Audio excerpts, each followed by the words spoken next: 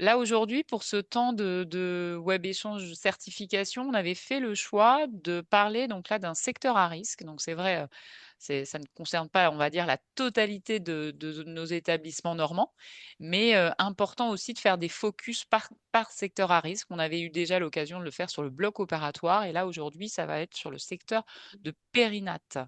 Donc tout d'abord, un grand merci en fait au réseau périnatalité qui a accepté justement de co-animer ce web échange, aujourd'hui avec nous et je vous propose, d'abord peut-être, un rapide tour de table, pour se présenter. Donc Anne-Laure Richard, moi je suis, pharmacien donc, à Calva. Lucie Lucie Livet, ingénieure qualité à Calva et du coup avec Anne-Laure sur les thématiques certification et événements indésirables. et après peut-être alors, on fait, se présenter chacun peut-être par partie en fait. Par présentation? Ouais, par Oui. présentation. Très Mm, bien. Alors mm. écoutez, 4 grandes parties pour cette visio. D'abord, avec ce nouveau référentiel, notamment là depuis septembre 2025, on vous propose de faire un petit focus, justement sur ce secteur à risque, secteur naissance et de parler des modifications, qui se sont, fait dans ce référentiel et qui concernent cette thématique. Le deuxième point, ça c'est un focus là sur le rapport, de la Haute Autorité de santé qui concerne en fait, une analyse des déclarations des événements indésirables graves associés aux soins et survenus justement, chez les nouveau-nés. Donc on vous propose un rapide, on va dire, bilan, de ce rapport HAS. Ensuite, un temps, justement de présentation, du réseau périnatalité Normandie. Et puis, là, en plus des personnes qui travaillent, de bien, aussi nous présenter, toutes les actions, qu'ils réalisent sur la région et ensuite nous passerons donc classiquement au retour d'expérience avec tout d'abord un retour d'expérience de la maternité donc des hôpitaux du Sud-Manche, sur le projet PAM et puis, on va vous faire un retour d'expérience sur, la semaine sécurité patient 2025 avec des retours, on va dire de d'autres, Nationaux. Mm. oui, d'autres régions et puis notamment sur, une thématique sur la sécurité donc des patients dès le début de la vie. En retour d'expérience, là aussi c'est un retour hors région, donc non normand, mais c'est intéressant aussi d'avoir, là ce retour de l'étude expérimentale 2024 qui a été faite par une autre structure régionale d'appui, sur la mortalité périnatale. Et ensuite, on terminera bien sûr classiquement par les échanges, si vous avez des questions-réponses. Donc, je vais tout de suite. Alors, ah oui, c'est vrai. Oui, dis-moi. Oui. Pour le sujet, je te laisse Lucie ou Oui, bah après, rapidement, hein, c'était en effet, on voulait faire un focus sur ce secteur à risque au regard de la grossesse qui est une période clé, mais on ne vous apprend rien, hein, étant dans le secteur, durant laquelle voilà, un suivi médical régulier permet d'anticiper d'éventuelles complications, mais ça, je pense que vous êtes tout au clair avec ça. Que l'accompagnement des futurs parents débute dès lors où qu'ils expriment leur projet de parentalité et on a bien vu que l'accouchement reste une étape cruciale où la surveillance médicale joue un rôle déterminant pour assurer la sécurité de la mère et du nouveau-né. Par ailleurs, la mortalité infantile est particulièrement marquée lors de cette première semaine de vie qui compte quand même 47,8% des décès. Par ailleurs, du coup, c'est le bilan démographique 2024-2025 qui a démontré un taux de mortalité infantile qui est passé de 3,5 à 4,15 pour 1000 naissances et exclusivement expliqué par la hausse de la mortalité néonatale qui passe de 1,5 à 2 pour 1000 naissances en 2024.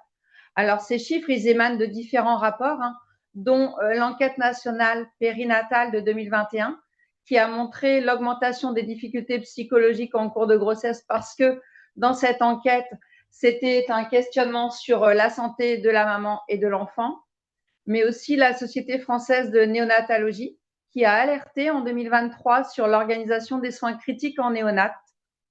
L'Assemblée générale, par ailleurs, l'Assemblée, oui, c'est ça.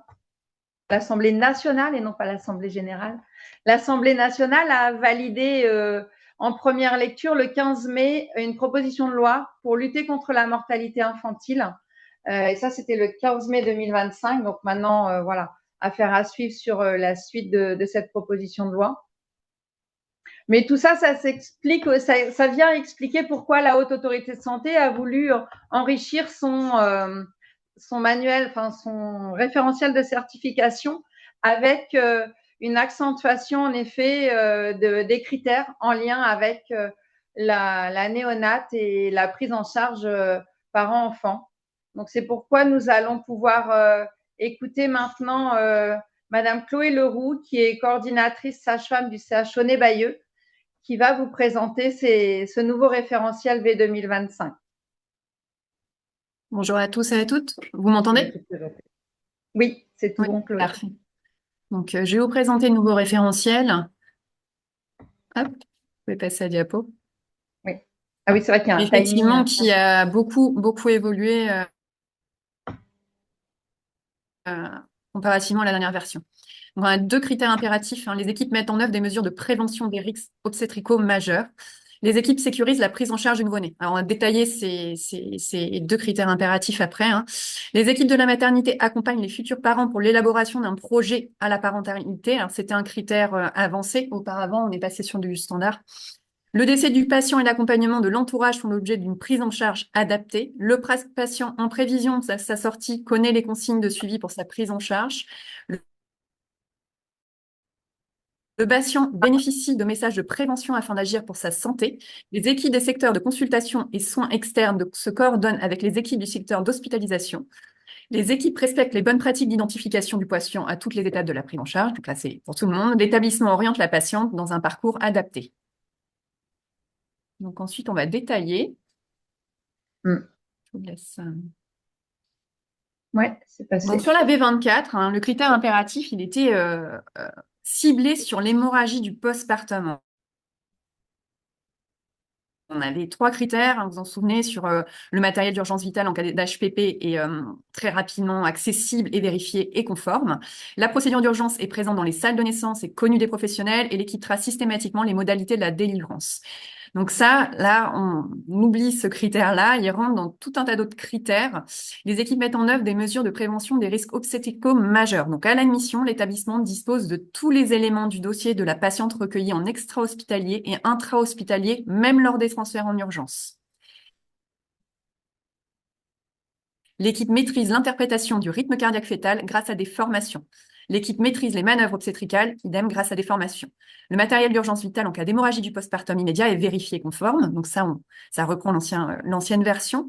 La procédure d'urgence vitale en cas d'HPP est accessible en salle d'accouchement et connue des professionnels. Donc on voit bien qu'ils ont développé sur la prévention générale du risque obstétrical, mais au-delà de l'HPP. Vous pouvez passer. Oui, c'est bon. C'est OK? Pardon. Pour la prise en charge du nouveau-né, alors c'est pareil, on a plein de nouveautés qui sont assez intéressantes. L'ensemble des professionnels de santé prenant en charge les nouveau-nés en secteur des naissances en maternité est formé par simulation à la prise de fonction et tout au long de son exercice professionnel. Les professionnels connaissent les procédures de prise en charge du nouveau-né en secteur des naissances et maternité, réanimation néonatale, infection néonatale et autres. Les professionnels reportent dans le dossier patient le clampage retardé du cordon ombilical et la mise en peau à peau. Oui. Lorsqu'ils ne sont pas effectués, la raison en est argumentée et tracée. Les professionnels recueillent dans le dossier patient la température du nouveau-né en sortie de secteur de naissance et à l'admission en suite de naissance. L'accompagnement de l'allaitement est inscrit dans une démarche qualité formalisée avec des formations spécifiques. Il faut des professionnels formés avec des temps dédiés. Les professionnels analysent leurs résultats et définissent des mesures d'amélioration le cas échéant. Donc, est-ce qu'on suit nos taux de clampage retardé du cordon? Est-ce qu'on suit nos taux de corticothérapie anténatale? Alors, dans une maternité de niveau 1, c'est plus facile que dans des 2A, 2B et 3. Est-ce qu'on a mis en place un suivi des températures des nouveau-nés? Alors, des durées d'hospice, ça, c'est des données qu'on peut avoir assez facilement. Suivi d'allaitement maternel, en fait, tous les indicateurs, finalement, qu'on peut mettre en place et on peut aussi donner comme ceux qu'on donne finalement au réseau de périnatalité aussi rentrent dans ces critères-là. Alors, on avait en critère avancé en 2024 le projet de naissance. C'était les futurs parents discutent d'un projet de naissance avec l'équipe soignante dès le début de la grossesse maternité. Maintenant, c'est un critère standard. Donc, les équipes de maternité accompagnent les futurs parents pour l'élaboration d'un projet à la parentalité. Donc, dès le début de la grossesse, un projet, mode accouchement, le type d'anesthésie, etc. Vous connaissez les projets de naissance à élaborer avec les futurs parents qui le souhaitent. Il existe des séances de préparation à la naissance et à la parentalité et elles sont systématiquement proposées. L'équipe oriente, si nécessaire, les futurs parents vers des équipes spécialisées, donc aide médicale à procréation, et des associations spécialisées dès l'expression d'un projet à la parentalité. Et enfin, les situations de vulnérabilité, fragilisation de la personne du fait des circonstances médicales, physiques et sociales, avec un effet cumulatif aggravant, sont dépistées à l'aide d'outils dès le projet de parentalité et tout au long de la grossesse.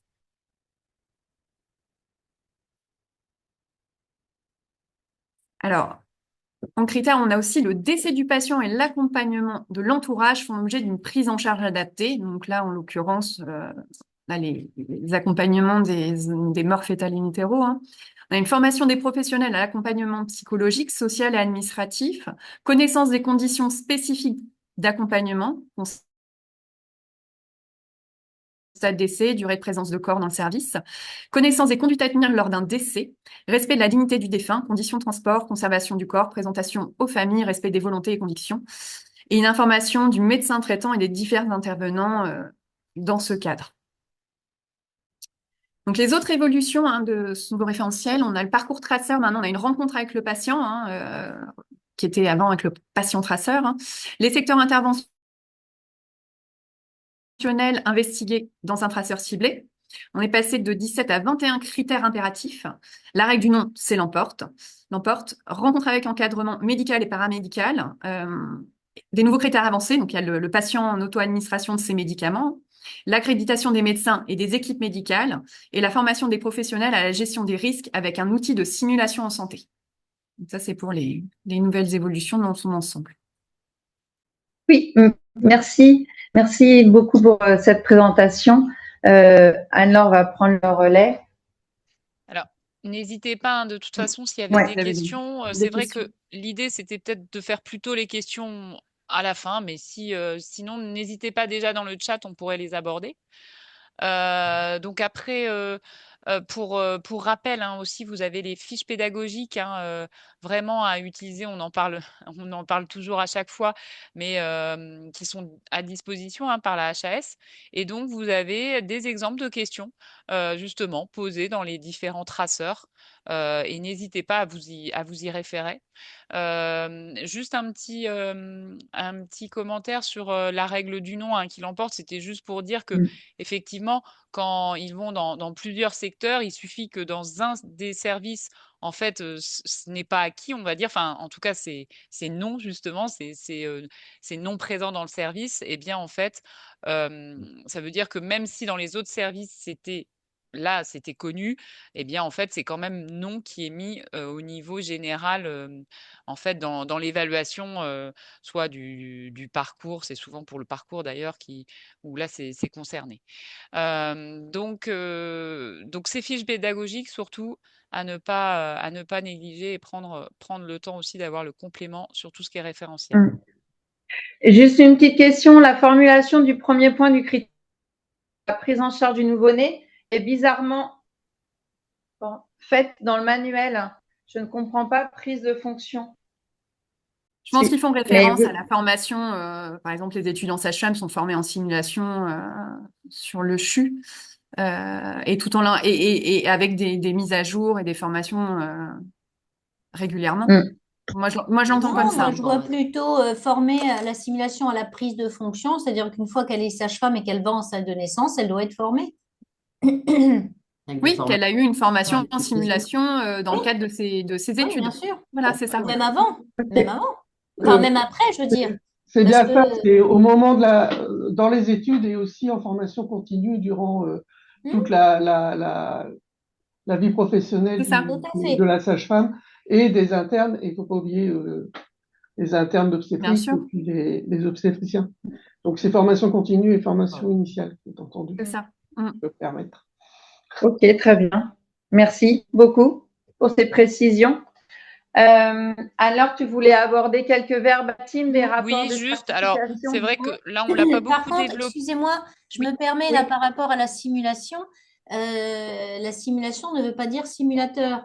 Quand je suis allée aux Assises nationales des sages-femmes coordo au mois d'octobre, on a eu la présentation de la certification de la V2024 et j'ai posé la question justement. L'idée, c'est qu'il y ait des simulations, pas forcément le simulateur. Donc, il n'y a pas, même les formations, enfin, moi je vois au niveau du Belvédère, on a des formations tous les trimestres sur les équipes de salle de naissance. Elles passent toutes, que ce soit sage-femme ou SAP, à la formation Réa Bébé et ça compte comme une formation. Il n'y a pas besoin d'envoyer systématiquement sur le simulateur du CHU au MTC. Hein. Mais manipule. Ah, très bien. Mais à partir du Merci. moment où on a fait un programme, il y a une partie théorie, il y a une partie matérielle et il y a une partie simulation avec un mannequin. Et donc, à partir du moment où on a fait c'est reconnu comme étant une formation, il y a eu tout un projet qui a été fait, c'est reconnu de la formation et ça compte. Voilà. C'est toute Parce que le formation à la MTC, on ne peut pas en simulation. envoyer beaucoup parce que d'abord, ça Ok. coûte très cher Merci et il beaucoup. n'y a pas beaucoup de Ah, place. ça coupe. Tout à fait. Merci. Donc sinon, c'était là juste rapidement, en fait, on prenait l'habitude dans tous les web échanges certification de reprendre tout ce qui était quelques verbatims en fait de précédents rapports de conformité qu'on retrouve des différentes thématiques en fait abordées. Donc là, en l'occurrence, j'ai pris pour le secteur à risque qui nous intéresse.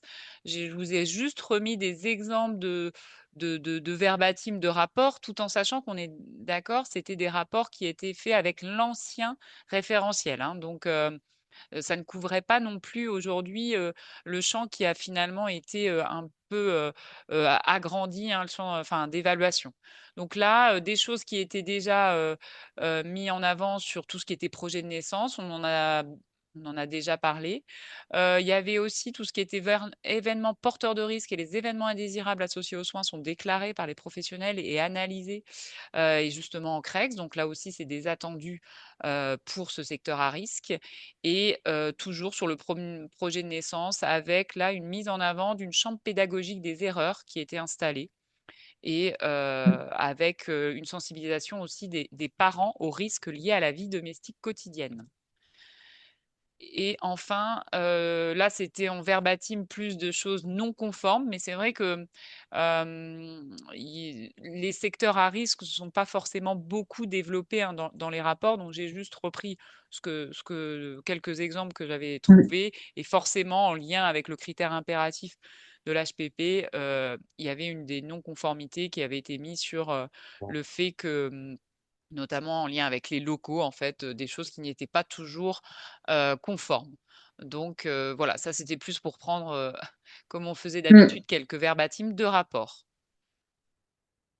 Merci Anne-Laure. Et on voulait aussi juste quelques minutes aborder la particularité de l'évolution d'ISATIS. Alors peut-être que plusieurs maternités présentes cet après-midi avec nous sont dans l'expérimentation de l'ISATIS maternité. À savoir que cette expérimentation a débuté le 1er octobre pour au minimum 6 mois, mais en même temps que la campagne de l'enquête nationale MCO. Donc, ce questionnaire spécifique va remplacer, in fine, celui de MCO auprès des patientes concernées. Donc, c'est vrai que dans les années à venir, il ne faudra pas inscrire l'adresse mail des mamans sur, pour le coup, pour ISATIS MCO. On verra si ça modifie la participation en ISATIS MCO et si ça joue sur les résultats. Mais en tout cas, on gagne et vous gagnez en bénéfice pour bien analyser en effet la satisfaction des mamans en maternité, puisque là, pour le coup, on est sur un questionnaire qui aborde autant la prise en charge lors de l'accouchement, après l'accouchement. On retrouve les intitulés habituels de confort, repas et au niveau de la chambre. Mais voilà, je trouve que cette spécificité, elle va vraiment permettre de bien recueillir la satisfaction des parents en maternité. Alors, pour faire du lien aussi et au-delà de la mise, on va dire de l'enrichissement de la certification, en parallèle a été édité un rapport par la Haute Autorité de Santé en avril 2025 sur l'analyse des déclarations OIGS survenues chez les nouveau-nés. faut savoir que la Haute Autorité de Santé réceptionne les EIG après qu'ils soient passés par l'ARS. Ils reçoivent donc les EIGS anonymisés. Et là, on est sur une étude entre le 1er mars 2017 et le 24 mai 2024. Donc, 7 années d'études. On a 501 déclarations. Alors, ce n'est pas représentatif de l'ensemble des EIGS au niveau national, puisque vous le savez autant que nous, on est dans une sous-déclaration de ces EIGS. Mais au moins, sur ces 501 déclarations, on a pu en garder, ils ont pu en garder 328. Pourquoi ? Les exclus sont essentiellement liés à des analyses méthodes alarme insuffisantes ou de mauvaise qualité, où l'âge de l'enfant n'est pas précisé. Et là, on est bien sur le 1er mois. Voilà un peu les critères d'exclusion. Dans tous les cas, ça permet quand même de donner quelques indications sur des pistes d'amélioration et sur par exemple, de pouvoir mieux préciser le terme de naissance ou l'état de prématurité du nouveau-né dans vos déclarations.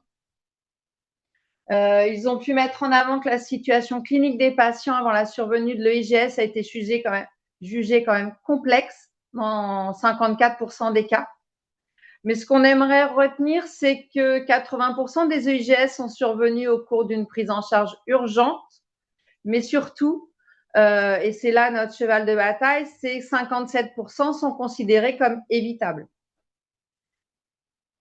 Quelles sont les conséquences principales des EIGS? Le décès dans 54% des déclarations, une mise en jeu du pronostic vital dans 31% des déclarations et un probable déficit fonctionnel permanent dans 15% des déclarations. On retrouve là les 3 critères de la définition de l'EIGS. Mais on n'oublie pas non plus les conséquences concernant les professionnels et je pense que là, on a vraiment une belle avancée. C'est sur la prise en compte de la seconde victime, puisque comme vous le savez, la première victime, c'est le patient, la seconde, c'est le professionnel. Et l'impact psychologique est très lourd dans 58% des cas et il augmente bien sûr dans le cas de décès, donc à 64%. Et là où je dis qu'on a bien évolué et qu'on prend vraiment plus en considération les secondes victimes, c'est que dans 86% des EIGS déclarés, on est bien d'accord, il y a eu des mesures prises pour les professionnels en termes de soutien et d'accompagnement. Alors, si on parle de causes immédiates, pour le coup, on diminue à 282 déclarations, mais c'est quand même très bien parce que c'est jamais évident de se prononcer sur la cause immédiate. Il faut savoir qu'il y a plusieurs causes, mais les principales sont quand même liées à la prise en charge obstétricale, avec, pour exemple, un défaut de surveillance ou d'interprétation du rythme cardio-fœtal ou un retard à la gestion de l'accouchement, souvent ceux liés à une césarienne code rouge. Mais on retrouve aussi des erreurs liées aux soins ou à l'organisation des soins. Et là, on est plus sur les retards de transfert des nouveau-nés, surtout quand il faut qu'ils changent d'établissement. On retrouve nos erreurs médicamenteuses et iatrogénie médicamenteuse aussi dans ce secteur-là. Et là, on va être sur des erreurs de prescription, mais aussi des erreurs d'administration, que ce soit de dilution, que ce soit concernant la programmation du dispositif d'administration. On va retrouver aussi des erreurs de reconstitution, voire même de voie d'administration. Donc là, on est déjà sur les trois principales causes immédiates. Et puis, les erreurs en lien avec la clinique et le diagnostic, on est un peu plus sur des retards de diagnostic plutôt. Et sur les procédures interventionnelles, opératoires ou anesthésiques, c'est plus des gestes traumatiques lors de la pose du cathé veineux central ou lors de pose de drain thoracique. Concernant les erreurs liées au matériel infrastructure, c'est un dysfonctionnement de manomètre, de respirateur. Donc voilà, on est vraiment sur du matériel qui dysfonctionnait au moment de la prise en charge. Donc ça vous donne déjà un ordre d'idée des principales causes immédiates, mais je pense que ça vous parle. Et si on va analyser un peu plus loin, parce que c'est ça notre objectif aussi en tant que professionnel, c'est au-delà de la cause immédiate, c'est d'aller chercher les causes profondes. Et ces causes profondes, avec la méthode alarme, elles sont classées en 7 facteurs contributifs et que l'on retrouve ici du coup dans l'ordre de grandeur avec un premier facteur liés aux patients à hauteur de 77%. Et là, on est plus sur la fragilité du nouveau-né. On est sur la prématurité, un faible poids, mais aussi côté maman avec les diabètes gestationnels, avec les hypertensions artérielles chroniques. Si on aborde les facteurs liés aux tâches à accomplir, c'est quand même 67%.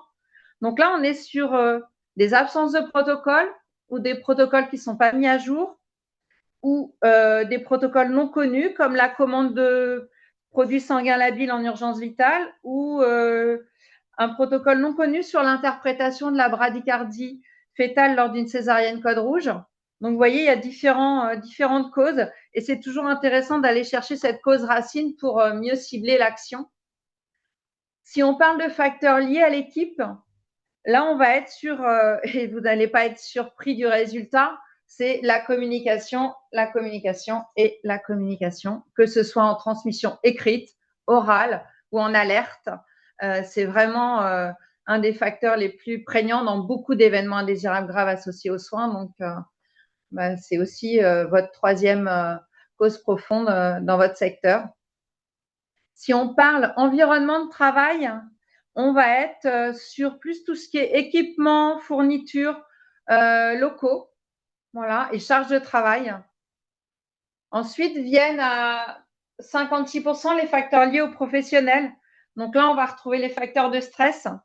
On va retrouver aussi le manque d'expérience. On parlait tout à l'heure d'assimilation à la prise de fonction.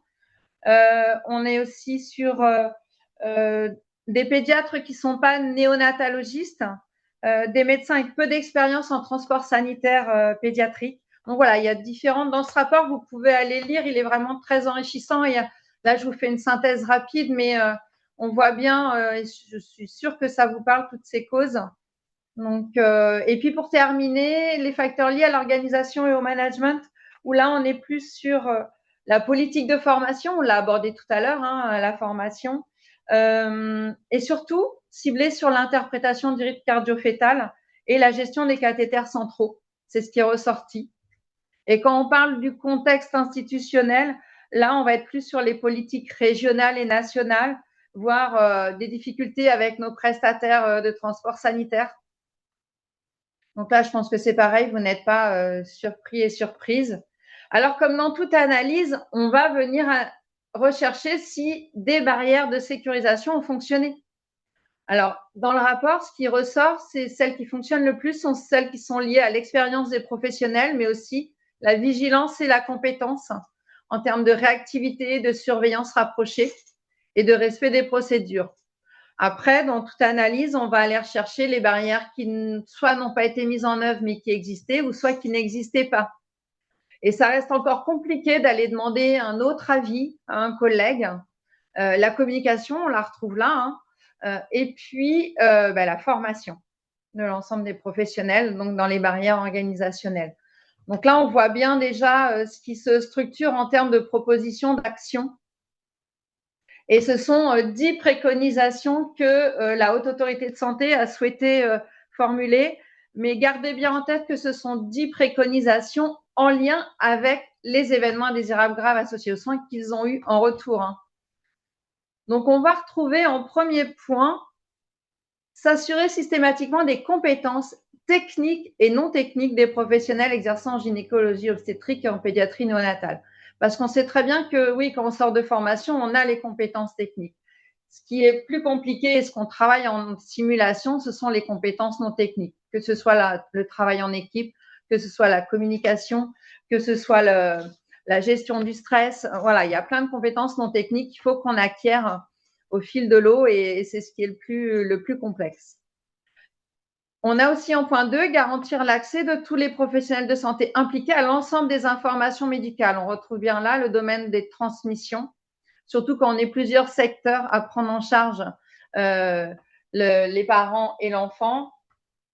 Il y a quand même dans cette prise en charge une nécessité de bien récupérer l'ensemble des informations. Lutter contre les erreurs diagnostiques, mieux prendre en charge les grossesses et accouchements à risque, et améliorer la prise en charge de la réanimation néonatale en maternité. Ça, c'est pour les 5 premières préconisations. Les 5 suivantes sont tout aussi importantes. Mieux prévenir les risques de chute et d'étouffement du nouveau-né à la maternité. Respecter les bonnes pratiques de prise de décision des transferts in utero et périnataux. Donc, on retrouve là les transferts. Poursuivre la sécurisation de la prise en charge médicamenteuse, vous ne serez pas surpris non plus. Renforcer la sécurité des accouchements accompagnés à domicile et des accouchements en maison de naissance. Et puis, notre cheval de bataille aussi, faire évoluer le formulaire de déclaration des EIGS et améliorer la qualité des déclarations. Voilà en ce qui concerne ce rapport. Vous aurez à la fin de cette web rencontre un complément d'information sur une étude expérimentale, mais j'en dis pas plus pour tout de suite. L'Île-de-France prendra la parole tout à l'heure, ainsi que notre collègue de la Starax, qui est la structure régionale d'appui de l'Île-de-France. Donc, je vous propose de prendre la parole, notre réseau de périnatalité de Normandie, avec le docteur Patricia Dolé, médecin coordonnateur, et madame Annie Le Tardif, directrice. Bonjour à tous et toutes. Bonjour. Alors, oui, merci. Donc, le réseau de périnatalité est réuni depuis les deux hémi-régions se sont retrouvées en 2020-2021, donc avec des thématiques qui sont bien définies, avec on signe un CEPOM avec l'ARS. Donc, notre mission principale est tournée vers les professionnels. Donc, avec des missions quand même voilà, définies sur des plans complètement différents. Donc, il y a tout ce qui concerne le dépistage de la T21 auprès des échographistes, des agréments qui sont revus aussi avec l'Agence de biomédecine. Il y a tout un suivi pour les enfants dits vulnérables, donc avec des critères d'éligibilité. Donc, pour faire très schématique, ce sont quand même souvent des enfants nés prématurément et qui passent par la néonate de façon systématique. Et un suivi qui va jusqu'aux 7 ans de l'enfant, avec des prises en charge,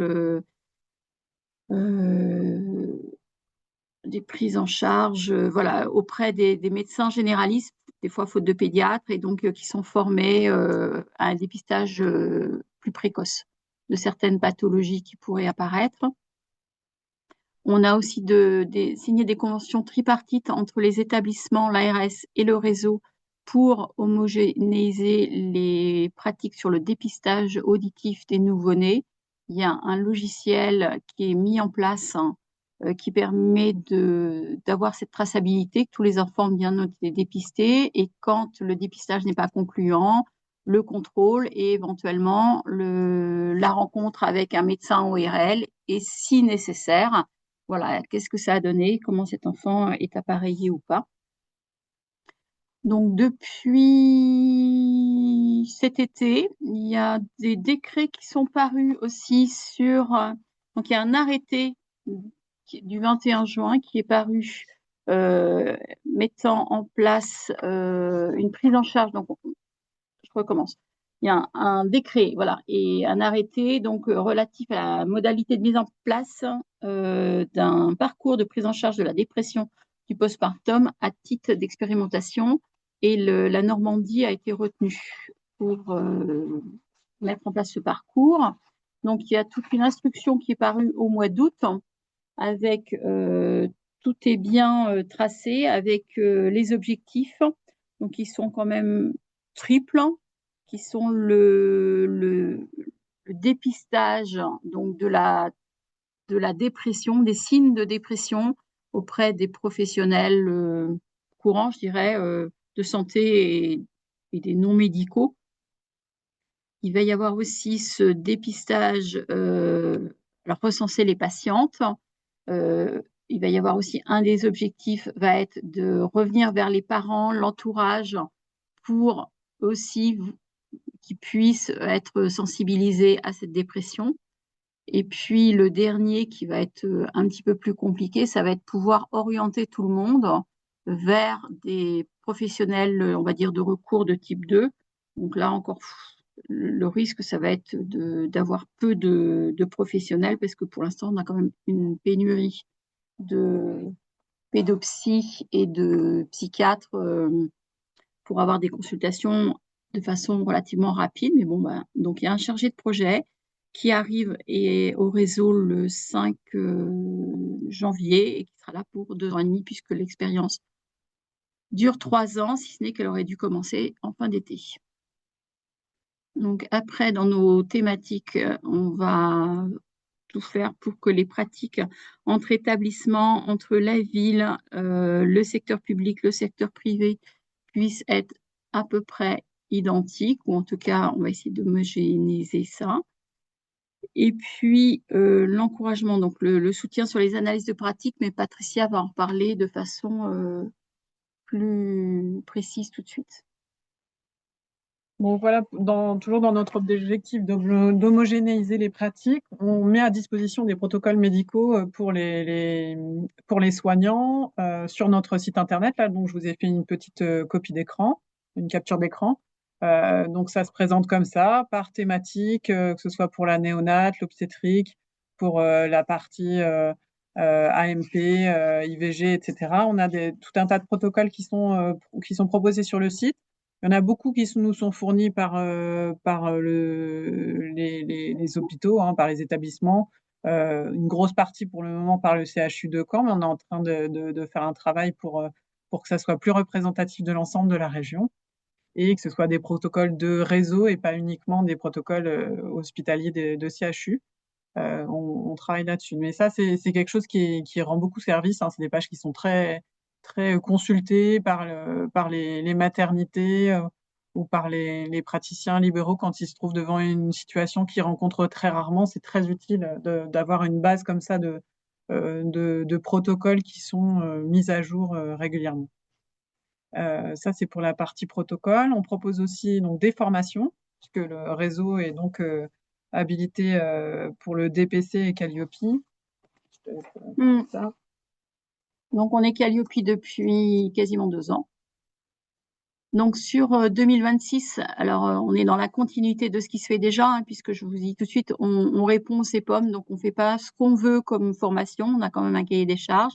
Donc, on va retravailler et on va mettre à disposition des formations sur l'entretien pré- et post-natal avec quand même un gros focus sur le côté post-natal.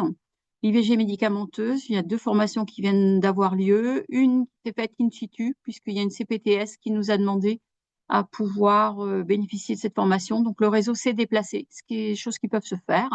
Et puis, sinon, on essaie de faire sur Caen et sur Rouen pour être un petit peu plus représentatif et que vous puissiez limiter les déplacements.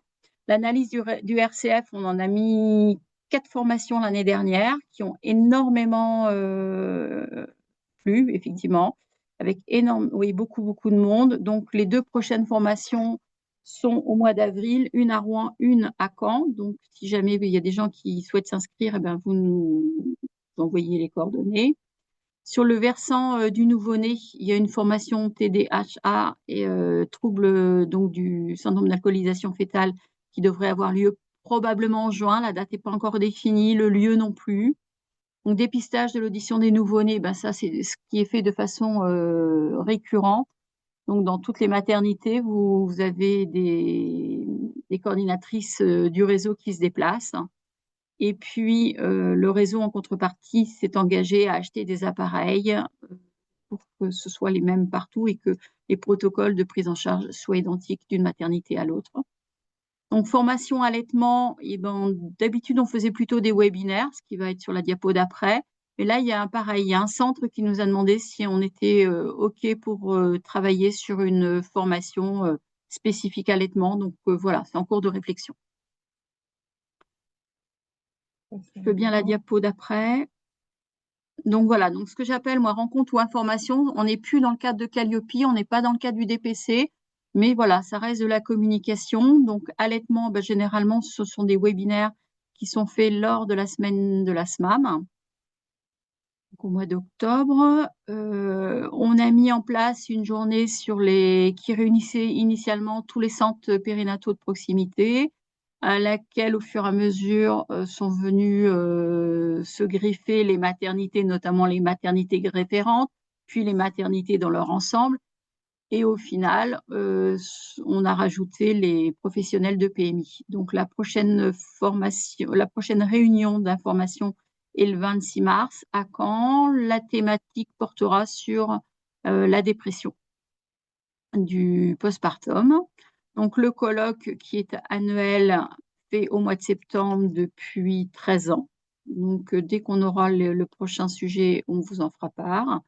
On a une nouvelle commission qui se met en place sur les soins centrés à l'enfant et sa famille. Donc, contrairement à ce que moi je pensais, ça ne concerne pas que les enfants de néonat, ça concerne effectivement tous les enfants et donc c'est quelque chose qui va être développé et on va revenir aussi vers les professionnels donc hospitaliers et notamment aussi les libéraux pour expliquer comment on peut suivre le plus longtemps possible ces soins globaux avec une prise en charge parentale très importante. On a prévu de faire de la prévention donc du bébé secoué, syndrome du bébé secoué. Donc là, peut-être une formation, alors information à destination. On ne sait pas encore trop si on propose aux parents, si on fait ça aussi vers les assistantes maternelles, vers les professionnels en général.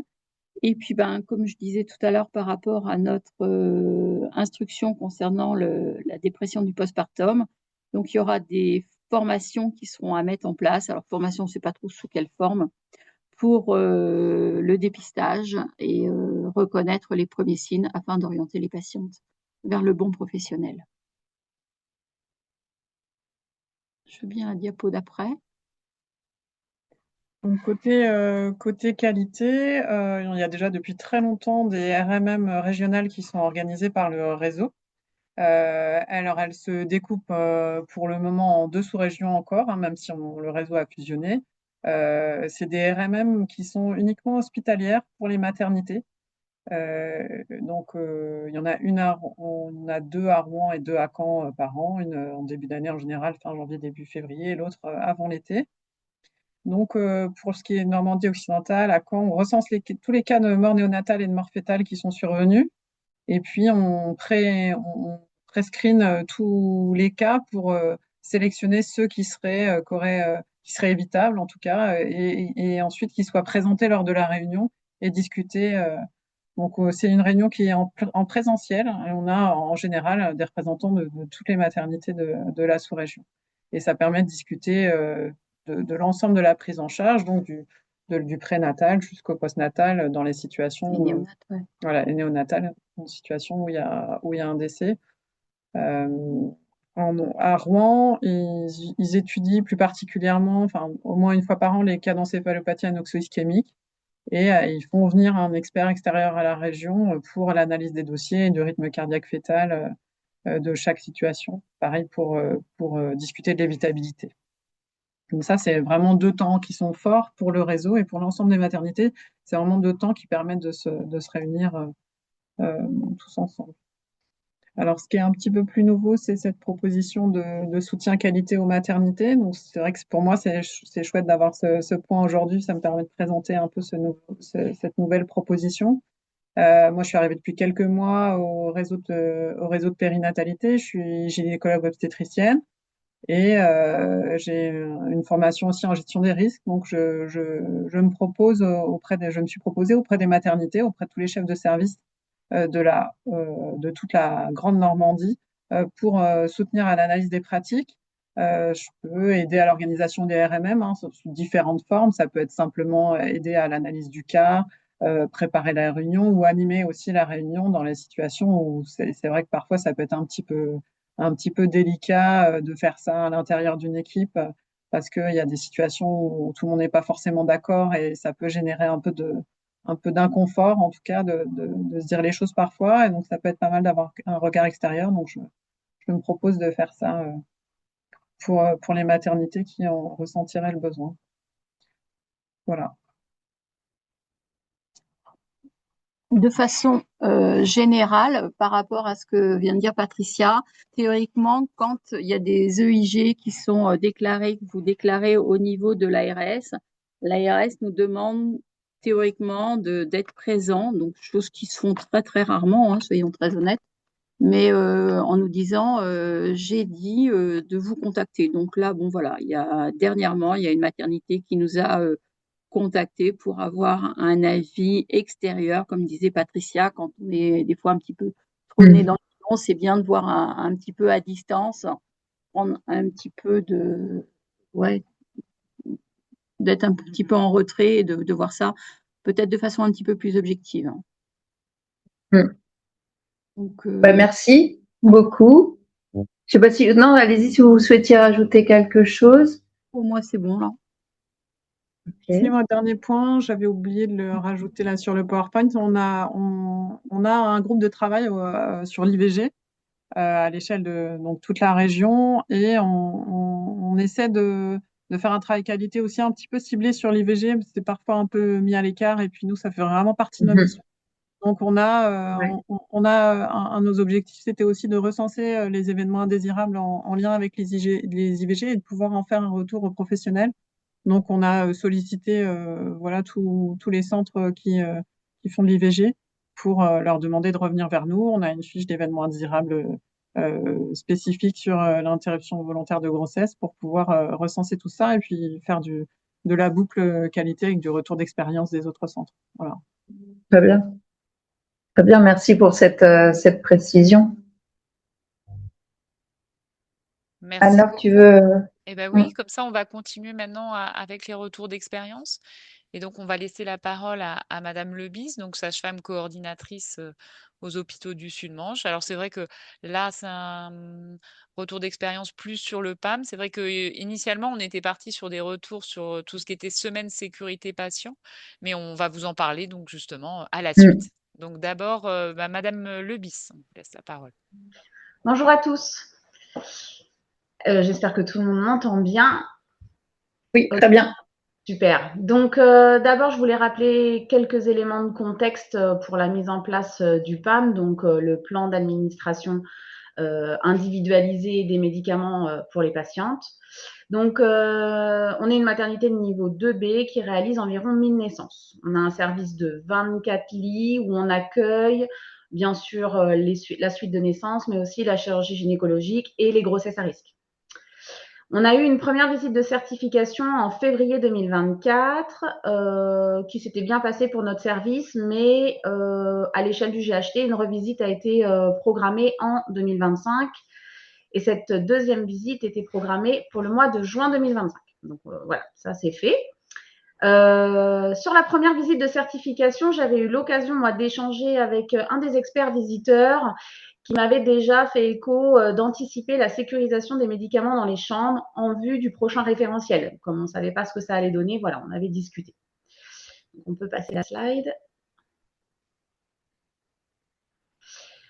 Donc, pour attaquer cette deuxième visite du mois de juin, même si on n'était pas encore sur le nouveau référentiel et donc pas soumis au plan d'administration individualisé, on a quand même voulu prendre les devants et le mettre en place en se disant que ça pouvait être que du plus pour nous. Donc, on s'est réunis, on a élaboré un petit plan d'action, donc déjà de sécuriser les traitements qu'on déposait dans les chambres pour 24 heures. Voilà, c'était de toute façon déjà quelque chose qui nous posait problème parce qu'on avait déjà repéré évidemment que on déposait les traitements soit sur les tablettes, soit sur les tables de nuit, les enfants, la fratrie qui vient dans la chambre, qui avait à disposition les médicaments, ça pouvait être problématique. Il nous fallait aussi évaluer et tracer l'autonomie médicamenteuse de la patiente, puisque, comme je l'ai dit, on reçoit aussi de la chirurgie gynécologique et donc parfois des patientes qui peuvent être en difficulté par rapport à ça. Et il fallait qu'on délivre une ordonnance ou un plan de prise pour que les patientes puissent suivre ce qu'on leur demandait de prendre. Donc, on s'est posé pas mal de questions. Est-ce qu'on éditait des ordonnances toutes faites? Est-ce qu'on travaillait plutôt sur un plan de prise? Et donc, discussion avec l'équipe, on est parti plutôt sur un plan de prise que je vais vous montrer après. Donc, slide suivante. Donc, en pratique, on a acheté des boîtes sécurisées à code qu'on a mis dans toutes les chambres. Je vais vous montrer les photos après. Je sais que le CHU-de-Caen en a également. Voilà, j'avais contacté d'autres établissements pour voir un petit peu ce qu'on pouvait acheter. Je voulais pas quelque chose de trop grand, pas trop compliqué à utiliser pour les patientes. On a créé le plan de prise. On a créé un soin dans Sillage. Donc, Sillage, c'est notre logiciel informatique. Donc, c'est une ligne de soins qu'on a appelée autonomie médicamenteuse de la patiente. Et les sages-femmes n'ont plus qu'à cocher oui ou non si elles estiment que la patiente est autonome. Et bien sûr, on a décrit tout ça dans un protocole de comment on pouvait évaluer l'autonomie et surtout la fréquence de la réévaluation. Voilà, de manière à essayer de tout cadrer et qu'on ne puisse pas nous dire qu'on n'avait pas pensé à certains cas. Slide suivante. Donc voilà, je vous ai mis un peu les photos de ce que ça donne une fois dans la chambre. Donc la boîte quand elle est fermée, quand elle est ouverte, avec le plan de prise. Nous, on a fait un petit peu quelque chose d'imagé. On a mis le plan de… Tout en bas, vous avez ce que ça représente le soin, là, l'autonomie médicamenteuse de la patiente. Donc, nous, on est parti sur une réévaluation journalière, donc une fois par jour.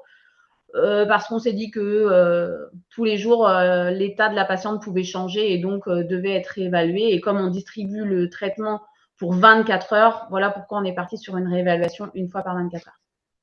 Et les boîtes, alors à la base, c'est des boîtes qui sont pas du tout utilisées pour ça. Hein. Elles sont plutôt utilisées comme des mini coffres qu'on peut avoir chez soi pour sécuriser ses affaires personnelles. Donc le petit problème, c'est que l'antivol, il n'était pas adapté puisque vu que c'est de façon personnelle, une fois qu'on l'ouvrait, bah, l'antivol, on pouvait l'enlever.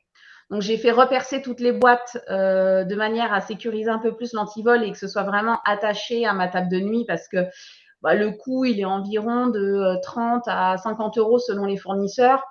Donc bon, j'avais pas tellement envie d'en racheter tous les jours.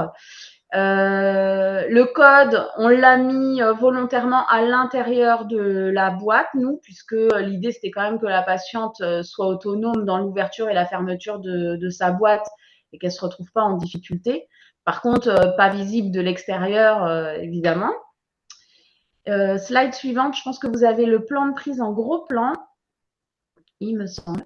Voilà. Donc, on a mis le paracétamol et l'ibuprofène en systématique sur le recto, donc avec les heures de prise. Donc, en fait, là, concrètement, les sages-femmes indiquent la posologie que la patiente doit respecter. Hein, elles le rajoutent à la main. Et comme ça, la patiente peut noter tous les jours ce qu'elle a pris comme médicament. Et au verso, on a fait des encarts libres. Donc, on peut rajouter le nom du médicament à la main. Si on doit prescrire plus que du paracétamol et de l'ibuprofène. Ce plan de prise, on le récupère à la fin du séjour et on le garde dans le dossier de la patiente et on peut le scanner parce que vous voyez, il y a un petit QR code en bas, donc qui peut être scanné et intégré au dossier patient. Donc voilà un petit peu pour le plan. Je crois que c'est tout. Je crois que c'est la dernière slide. Je suis désolée, mais je ne sais plus ce qu'il y a après, mais il me semble que c'est la dernière. Oui, non, pas de souci, pas de souci. Du coup, l'ensemble de l'équipe a pu. Enfin, quelle satisfaction ressort de cette organisation pour le coup?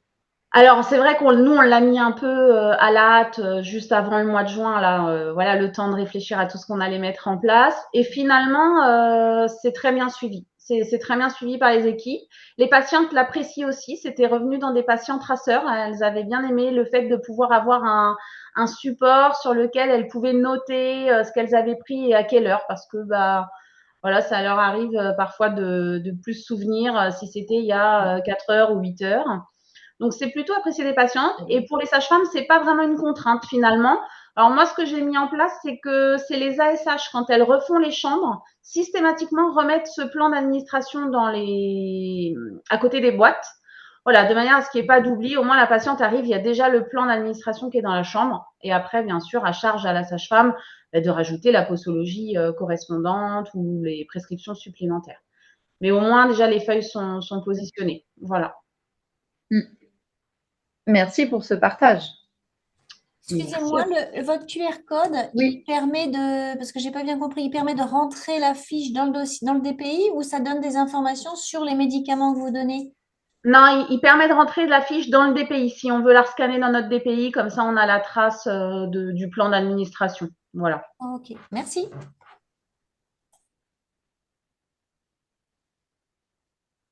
Ok, bah, s'il n'y a pas d'autres questions tout de suite, mais tout en sachant qu'il y aura un temps de questions-réponses sur la fin, On souhaitait aussi vous faire un retour d'expérience sur la semaine sécurité patient 2025 qui avait pour particularité, l'OMS avait vraiment voulu faire un focus sur la prise en charge des nouveau-nés et des enfants, donc des soins sûrs pour chaque nouveau-né et chaque enfant, avec une affiche qui dénote bien la sécurité des patients dès le début de la vie. L'objectif, c'était de renforcer la sécurité des soins et surtout protéger les enfants des dommages évitables. Donc, on a fait un petit parcours national des animations qui ont pu être mises en place alors vous retrouverez l'ensemble des documents sur le site de la FORAP. La FORAP, F-O-R-A-P, est notre fédération qui regroupe l'ensemble de nos structures régionales d'appui. Sachez que vous avez accès à tous ces documents sur leur site en écrivant juste Semaine Sécurité Patient 2025. Dans un premier temps, on avait trouvé intéressant de partager avec vous une infographie du RECA, du réseau qualité de Bourgogne-Franche-Comté, qui avait des difficultés à recueillir l'ensemble des événements indésirables associés aux soins. Et du coup, ils ont fait une petite infographie qui sensibilise les professionnels à déclarer en donnant des exemples de déclarations, d'incidents ou d'accidents, tels que fièvre et douleur suite à une infection sur un cathéter ombilical non changé. Je ne vais pas tout vous lire, mais ça peut être aussi trouble de l'attachement précoce et de l'allaitement après séparation de sa mère sans motif médical, infection grave suite à l'exposition par erreur d'un nouveau-né à du lait maternel infecté d'une autre patiente. Donc, il y a plein d'exemples qui a permis en effet de donner du sens aussi à la déclaration et surtout la question que se pose chaque professionnel, c'est qu'est-ce qu'il faut déclarer. Alors, je vous montre la deuxième qui est plus ciblée pédiatrie, donc n'hésitez pas à transmettre à vos collègues de pédiatrie, mais je ne vais pas la détailler là aujourd'hui. On a notre structure d'appui Caliris du Centre Val-de-Loire qui, elle, a travaillé sur, alors vous reconnaissez sûrement la moitié de notre diagramme d'Ishikawa ou arête de poisson, qui a travaillé sur une infographie qui précise les éléments favorisant la sécurité. Pour le coup, là, on n'y inscrit pas l'ensemble des causes par domaine d'investigation, mais bien tous les éléments qui favorisent la sécurité, côté patient, côté équipe, côté professionnel, côté tâches à accomplir. Donc, si je vous donne un exemple, côté parturiente, bien insister pour consulter en cas de besoin. Côté équipe, la communication. Communiquer, communiquer, communiquons. Au niveau professionnel, de pouvoir maintenir ses compétences, de consulter les protocoles existants, intégrer que les transitions sont des périodes à risque, ça aussi important. Concernant les tâches à accomplir, la détection des événements indésirables peut être favorisée, mais aussi l'analyse des événements indésirables peut être facilitée. Et sur la deuxième partie de notre arête de poisson, on retrouve les 3 derniers domaines d'investigation. Concernant l'environnement de travail, la gestion des dépôts des produits sanguins, la bile, on peut retrouver aussi les accès facilités aux aides mémotechniques. Il faut les avoir sous la main si on veut que ça nous sécurise. Mais ça peut être aussi un kit pour césarienne en 5 minutes dans la salle de naissance. Concernant l'organisation et le management, on peut retrouver par exemple de planifier des simulations si possible sur site, de trouver un consensus sur les critères de déclenchement lorsque nous sommes dans une période à effectif minimal. Donc, vous voyez, il y a plein d'exemples comme ça qui peuvent donner des idées supplémentaires sur des barrières de sécurité à mettre en place en fonction de chaque domaine. Et concernant le contexte institutionnel, ça peut être en effet innover avec des rotations de personnel volontaires entre maternité de niveau 3 et niveau 1 pour continuer les formations, les sensibilisations, voire des simulations. Et Caliris a mis aussi en parallèle sur cette même semaine une fiche rétexte analyse approfondie EIAS. En quoi ça consiste? En fait, on est sur une histoire qui est racontée, une réanimation maternelle dans une maternité de niveau 1. Et cette fiche de retour d'expérience, elle a pour but de travailler ce qu'on appelle l'analyse de scénario. L'analyse de scénario, c'est arrivé chez les autres, ça n'est pas arrivé chez nous. Par contre, ce serait bien qu'on s'imprègne de ce qui s'est passé ailleurs pour s'assurer que chez soi, dans notre service, on a bien les barrières de sécurité, de prévention, de récupération et d'atténuation qui sont existantes et qui fonctionnent.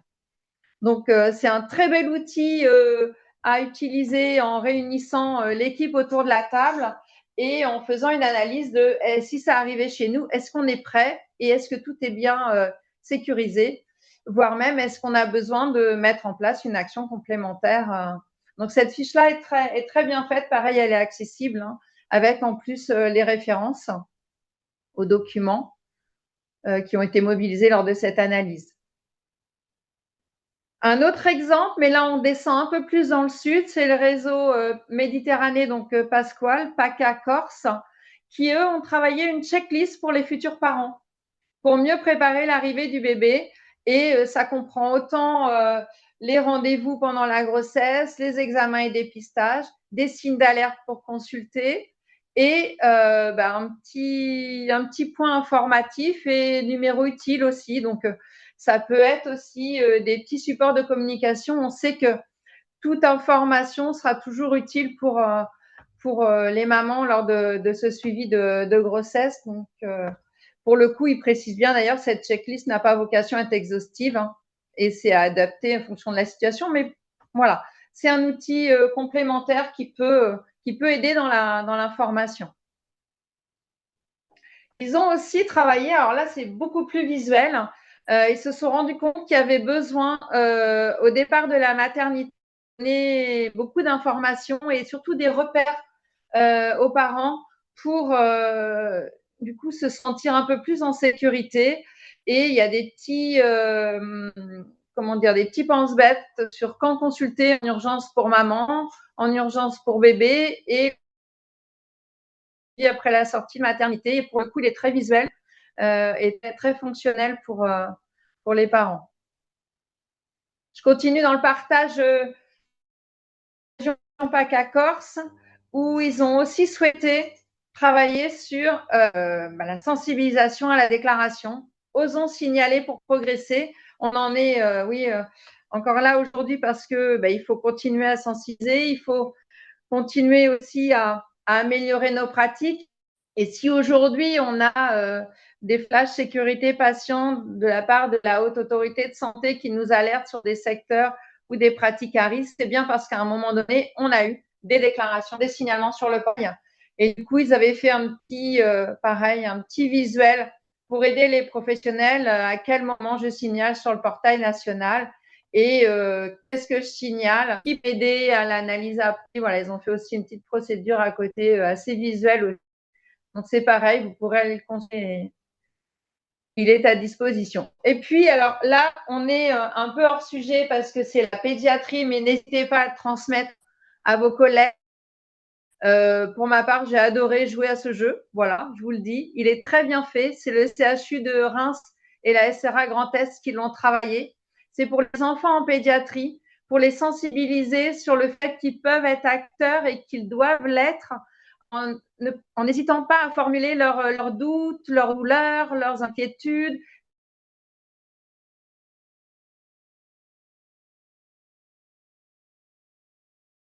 De faire ci, est-ce que j'ai le droit de faire ça? Et le petit jeu à retrouver le cristal de sécurité. Et voilà, si vous pouvez en profiter pour le transmettre, il est accessible aussi sur Internet, le transmettre à vos collègues de pédiatrie, j'en profite pour le coup.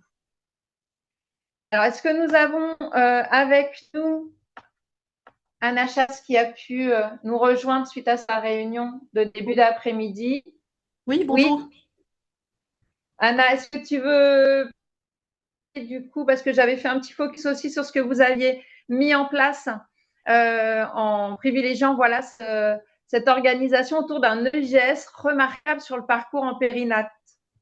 Oui, c'est en Île-de-France.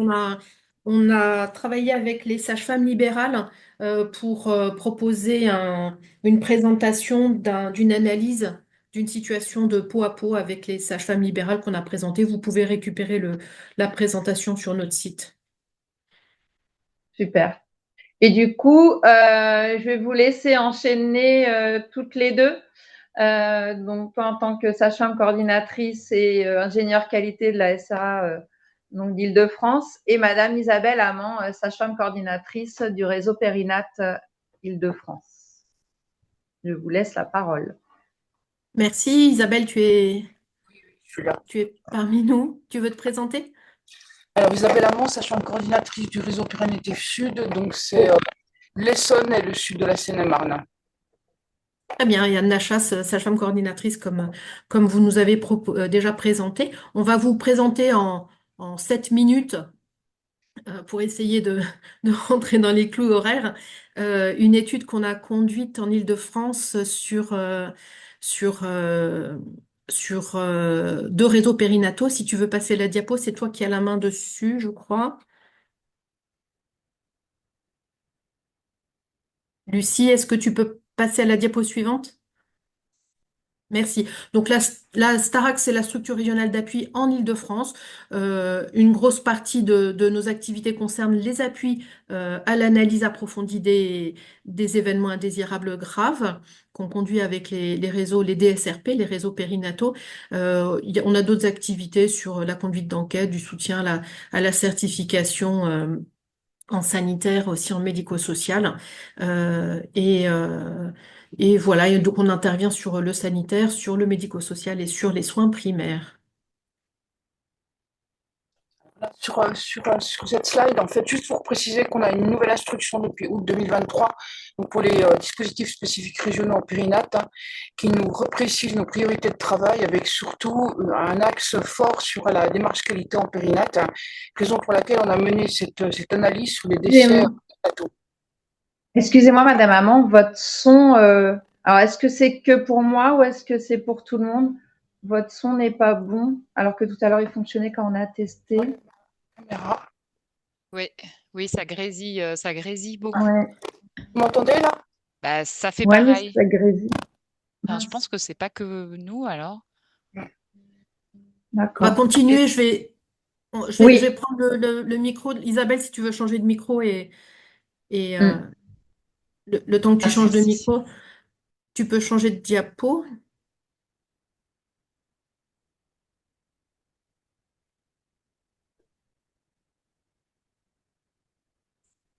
Et donc, le temps qu'Isabelle revienne, on a conduit cette étude sur 2 réseaux périnataux, celui dans les Yvelines qui s'appelle MIPA et celui dans le sud-est de l'Île-de-France, sur la moitié du 91 et sur le 91, pardon, et sur le sud du 77, qui s'appelle Périnatif Sud. Ça inclut 31 000 naissances en tout.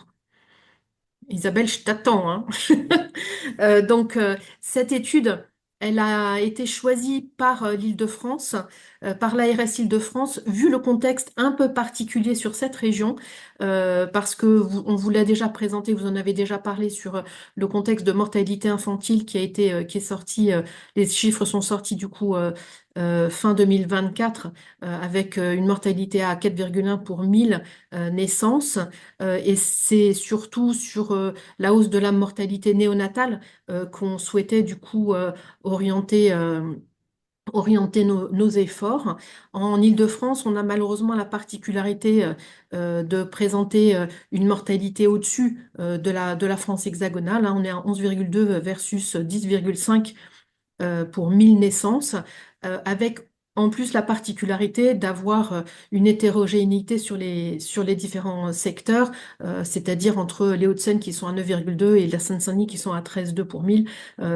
On souhaitait se questionner par rapport à ces chiffres-là. Isabelle, tu me dis quand tu arriveras à décrocher le micro, tu m'interromps. Je sais pas si vous m'entendez mieux là.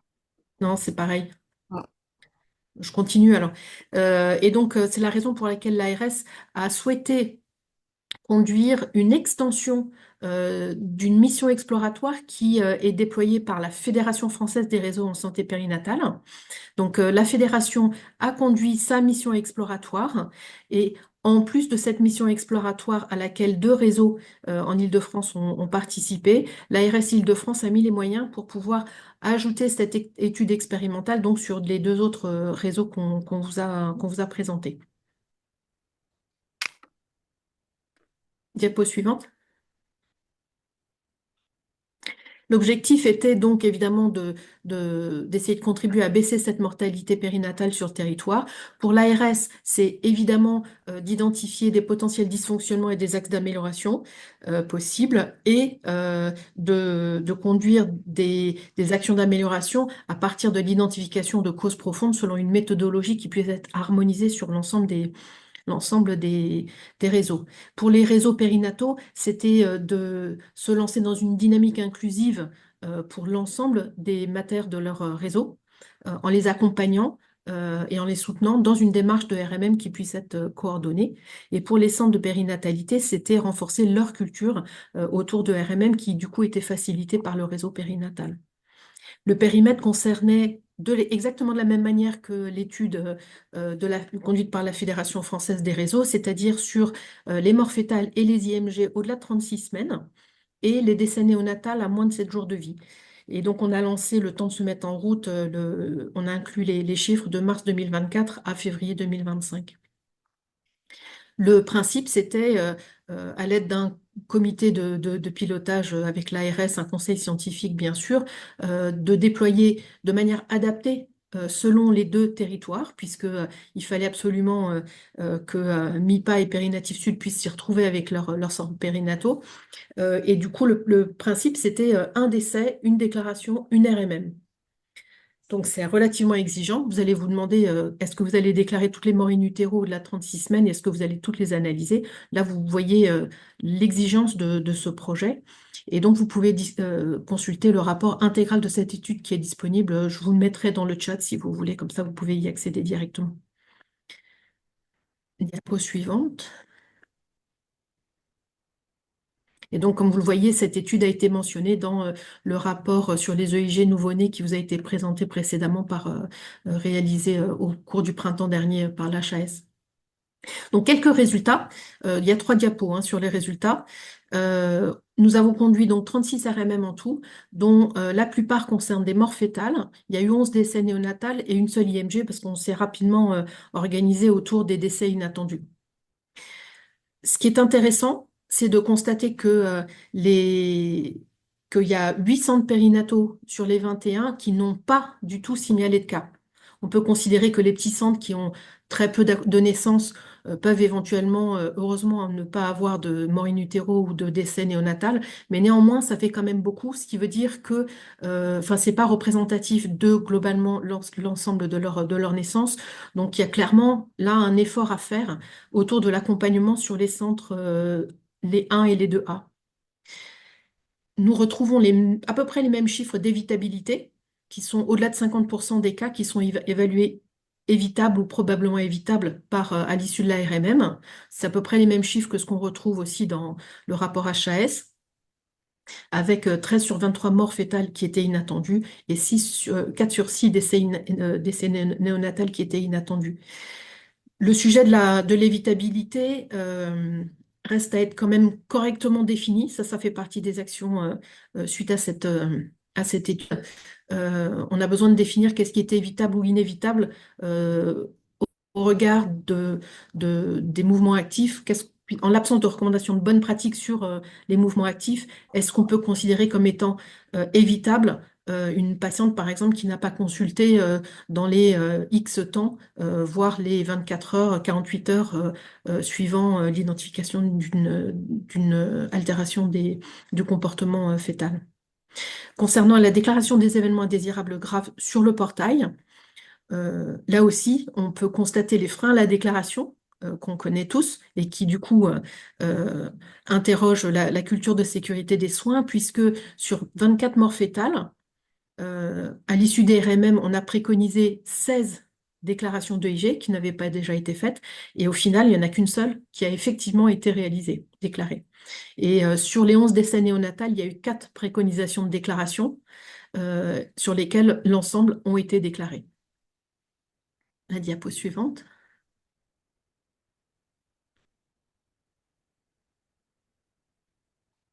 Dans les causes, alors les causes profondes qu'on a retrouvées, sur les 24 morts fétales, certes, il y a quasi systématiquement des causes qui sont liées au patient, à la patiente.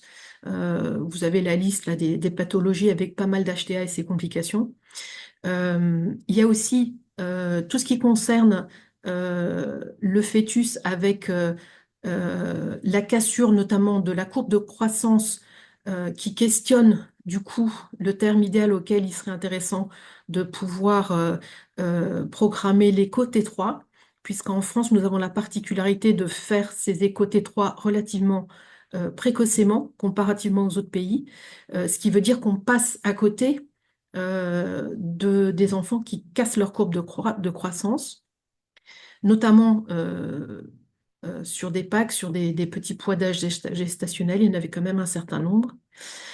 Le gros des causes profondes concerne les tâches à accomplir, notamment, et c'était un peu une surprise, plus de la moitié de causes profondes qui concernent la surveillance de la fin de grossesse, qui n'est pas conforme aux recommandations de bonne pratique et souvent dans un contexte d'HTA. Le sujet des examens complémentaires indisponibles, ça questionne toute la circulation de l'information entre la ville, l'hôpital et à nouveau la ville. Et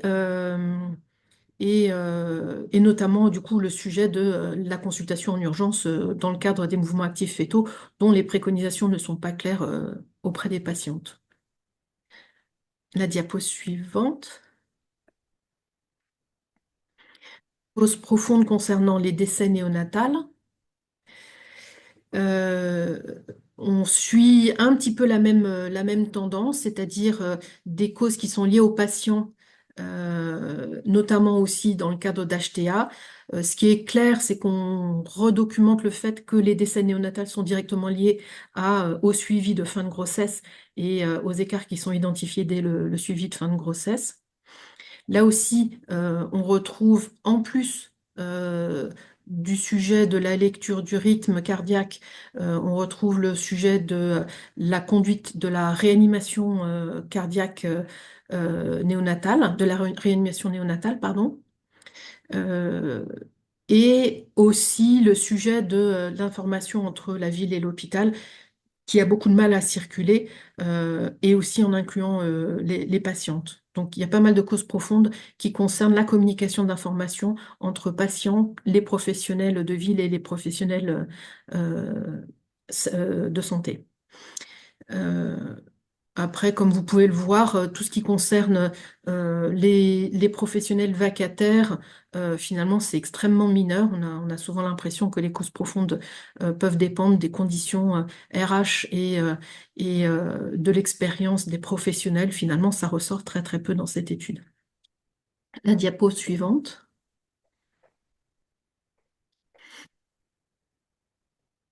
Les actions d'amélioration qui sont issues de l'ensemble de ces RMM, vous voyez, il y en a beaucoup, 160.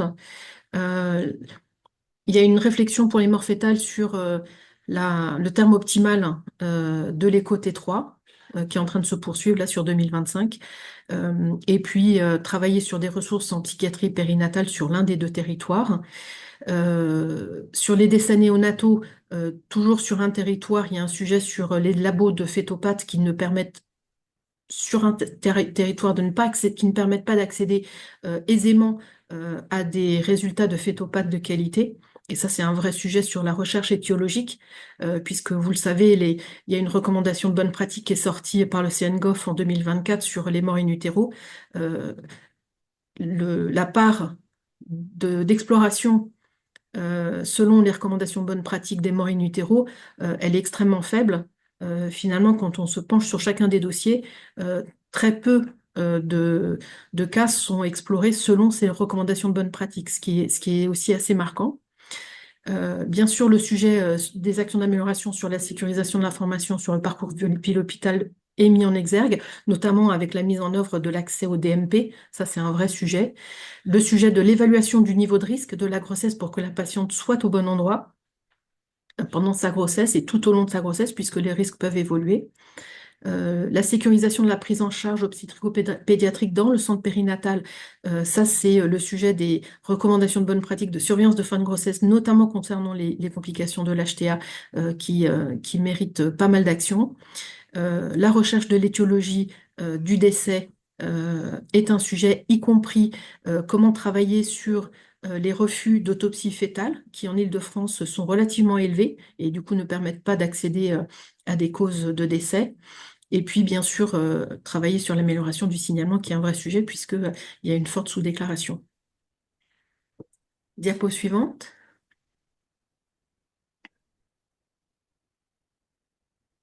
Et donc, nous en sommes à l'année d'après, où on cherche à soutenir et à davantage accompagner les maternités de type 1 et de type 2A, puis qui ont, eux, finalement, moins participé que les types 3. Un vrai soutien à la déclaration des EIG sur le portail, puisqu'il y a des vrais freins sur ce sujet-là. Et bien sûr, puisqu'on a 160 actions d'amélioration, le but du jeu, c'est que ces actions d'amélioration puissent vraiment trouver vie et vraiment se réaliser. Et ça, c'est un gros travail. Donc ça, c'est le travail de 2025-2026. Cette étude, elle s'est déployée aussi sur le Val d'Oise et sur les Hauts-de-Seine. Il a donné lieu à la rédaction d'un guide d'analyse approfondie des décès périnatales inattendus, de manière à faciliter le travail des analyses de chacun d'entre vous. Et nous attendons bien sûr de savoir ce que le ministère va pouvoir décider à l'issue de l'étude expérimentale qui a été conduite par la Fédération française des réseaux en santé périnatale. Est-ce qu'il y a un sujet sur le registre des décès périnataux? Pour l'instant, on n'a pas encore de nouvelles, on est à l'écoute. Et puis, comment est-ce qu'on va pouvoir continuer à travailler sur l'analyse de ces décès périnatales? Puisque c'est un vrai sujet. Voilà. Merci beaucoup, Anna, pour cette présentation. Est-ce qu'il y a des questions pour l'ensemble des participants par rapport à Oui, cette n'hésitez étude pas. expérimentale? Là, il n'y a rien sur le chat. N'hésitez pas Ouais, je sinon suis en train de regarder. à ouvrir aussi votre micro. Ça peut être des questions, voilà, sur que ce soit sur le nouveau référentiel, les retours d'expérience, le bilan, le réseau Alors, Périnat. tout à fait. Il y a juste une question qui a été, si tu y as accès, moi, j'arrive pas à la récupérer. C'était pour connaître Ah, la le référence, tu veux dire? fournisseur des boîtes à Oui. médicaments.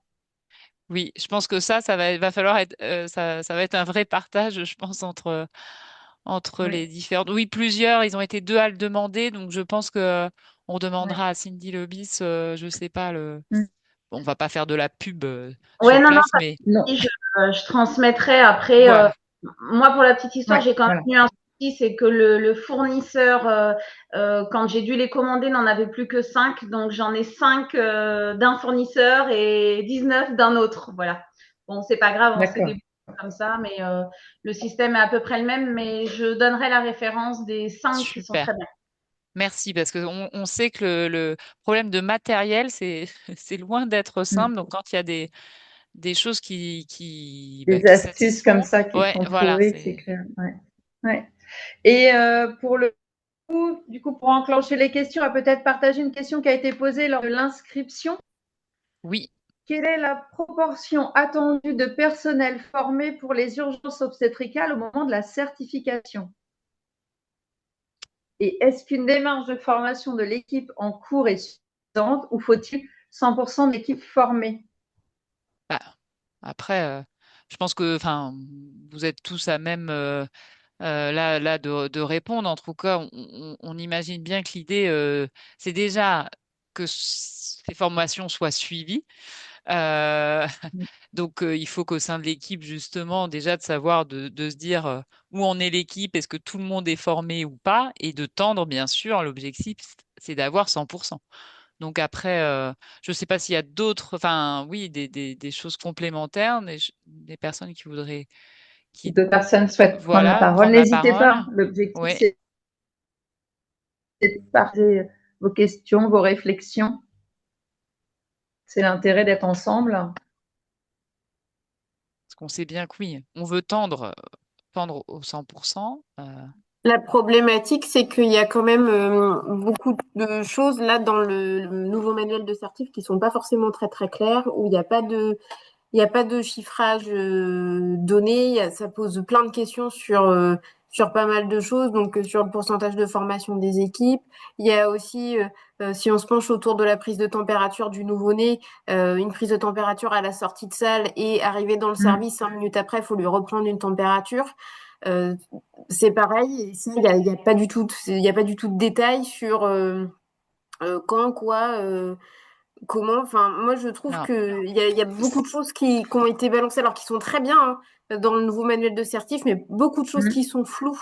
Et ça va être très hard pour les premiers établissements qui vont passer et qui n'auront pas de retour. Alors pour les formations, hein, je reviens, enfin forcément, c'est l'objectif, c'est quand même de tendre que l'ensemble de l'équipe, vous êtes sur un secteur à risque, c'est que l'ensemble des équipes soient formées.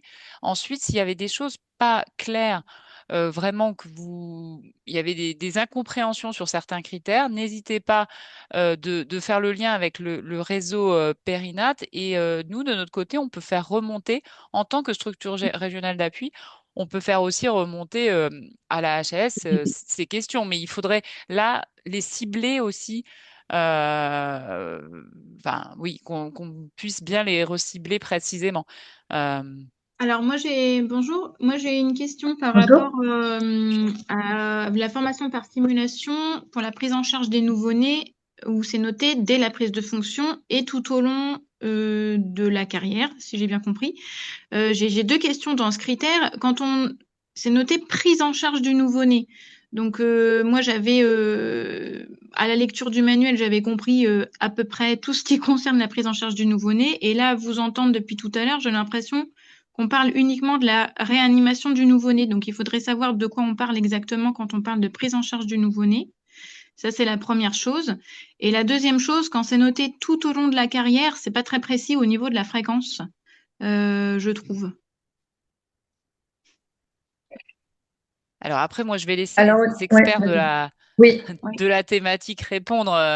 Oui. Il y a d'autres secteurs, mais parce que là, on est dans un secteur à risque, donc effectivement, on peut pas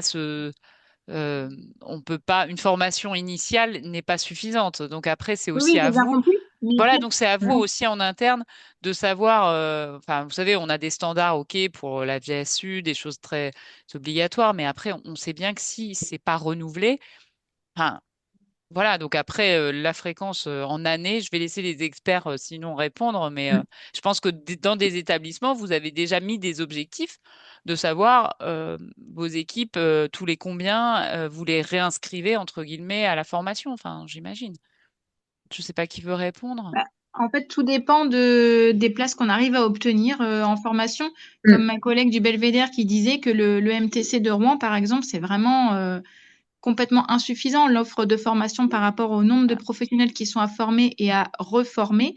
Donc, du coup, pour pouvoir monter un plan de formation, il faut nécessairement connaître la fréquence à laquelle les professionnels doivent être reformés. Mais ça, justement, c'est des choses aussi, s'il y a des insuffisances de formation, enfin, d'en parler, sinon, même avec le réseau périnatalité, enfin, je sais pas hein, si je peux. Mais après, voilà, en tout cas, ce qui est sûr, c'est qu'il y a le besoin à identifier et après de dire est-ce que le besoin peut être satisfait, en fait. Il ne faut pas oublier qu'il Sur, peut y avoir des formations aussi in situ de simulation dans les services, sans aller, euh, sans aller au MTC du CHU. Déjà, pour avoir un maintien de compétences. Il peut y avoir la formation initiale et ensuite tout ce qui est mis en place pour le maintien des compétences. Et ça peut être tout à fait être valorisé auprès des experts visiteurs lors d'une visite. La fréquence, c'est comme en transfusion, hein. On dit que les professionnels doivent être régulièrement formés. Ça dépend de la taille de votre établissement, ça dépend de votre activité. Et donc, c'est vrai qu'on va sur les 3 ans, 4 ans, 5 ans. Après, il est évident que si c'est une formation tous les 15 ans, bon, je suis comme Anne-Laure, hein, on est tous les deux experts visiteurs, ça passera pas. Il faut quelque chose de réfléchi et de régulier, mais réfléchi par rapport à votre établissement. On va pas demander la même chose suivant la taille d'établissement. Ça, c'est évident. Et les moyens et tout ce qui est possible à faire. Je ne sais pas si j'ai été très clair, mais voilà un peu. C'est très clair. Docteur Dolé, là, au réseau, je suis tout à fait d'accord avec avec ce que vous venez de dire. effectivement, il y a plusieurs choses. Il y a les formations qu'on peut aller faire en centre de simulation, mais on peut aussi faire venir un centre de simulation pour faire de l'in situ en grande équipe. Et il n'y a pas que le MTC et NorSims qui font ça, hein. Il y a aussi des boîtes privées qui font ça et qui font ça très bien. Je sais que c'est coûteux, mais c'est coûteux quoi qu'on fasse. Et après, quand on a du personnel en interne qui est formé à la simulation, ça peut être une sage-femme, ça peut être un INIAD ou n'importe, tant qu'on a un peu la façon, la démarche et la culture du briefing, du débriefing, on peut intégrer dans les pratiques, je vais pas dire quotidiennes, mais en tout cas très fréquentes, même dans des petits centres, de la simulation in situ, sur des manœuvres, un peu au fil du quotidien. Et moi, je pense que plus la structure est petite, plus ça a du sens de le faire souvent, parce que justement, on a une faible exposition à l'événement et que il faut aussi pouvoir se déstresser à la réalisation du geste en s'entraînant finalement plus souvent, quoi. Donc, globalement, au niveau du belvédère, on a une formation par mois. Alors, on les fait à 3 sages-femmes, 3 ASAP, et l'ensemble du personnel de salle de naissance doit passer une fois dans l'année. Et donc, comme il y a des mobilités de 6 mois, comme ça, tout le monde y va. Et donc, en fait, notre ancienne Cordy avait fait tout le projet pour que ça se fait avec la sage-femme de la cadre de la salle de naissance et puis le pédiatre référent. Et donc, il y a toute une partie sur le matériel, toute une partie données théoriques, et après, il y a de la partie utilisation pratique sur le nouveau-né avec les gestes. Et ça, c'est de la réanimation du nouveau-né, c'est pas des urgences obstétricales, parce que non, et donc à ça maintenant, à ça on y a ajouté la césarienne code rouge, parce qu'on s'est rendu compte que voilà, il fallait qu'on travaille sur le sujet, donc passage au bloc, participation, ouverture du bloc, enfin voilà, on essaye de l'agrémenter au fil de l'eau quand il se passe des événements. On parlait toujours, par exemple, sur le bébé du CVO classique, et puis là, on s'est trouvé à devoir en poser un. Tout le monde a réalisé qu'on savait tout à fait très bien ce qu'il fallait prendre, mais que jamais personne, on n'avait jamais pensé à ouvrir le kit pour voir exactement comment c'était à l'intérieur. Donc, pour le coup, on va travailler. En fait, on l'agrémente au fur et à mesure des événements qui se produisent. Ok. Merci pour ces partages. C'est vrai qu'on arrive à l'horaire butoir, mais je vais juste rajouter quelques éléments rapidement. Ça, ce sont les éléments que vous retrouvez dans la fiche pédagogique HAS, donc je ne reprends pas le détail des règles de bonne pratique. Sachez que vous avez un forum de discussion de la communauté de pratique certification au sein de Calva, notre SRA, et vous avez accès à des grilles d'évaluation des critères impératifs et aussi un outil qui a été mis en avant sur la prévention de la maltraitance ordinaire. Pourquoi je vous en parle? Parce que c'est un couple de parents qui s'expriment sur son vécu à la maternité, et au même titre que l'analyse de scénario, là on écoute ces parents s'exprimer. Alors c'est imagé, hein, c'est dessiné parce qu'ils veulent rester anonymes, et des professionnels derrière donc s'expriment sur est-ce que en effet ça peut arriver chez nous, et ça peut être un bon outil pour vous aussi de faire de l'analyse de scénario à partir de cette vidéo expérience patient, voilà, qui est accessible sur YouTube.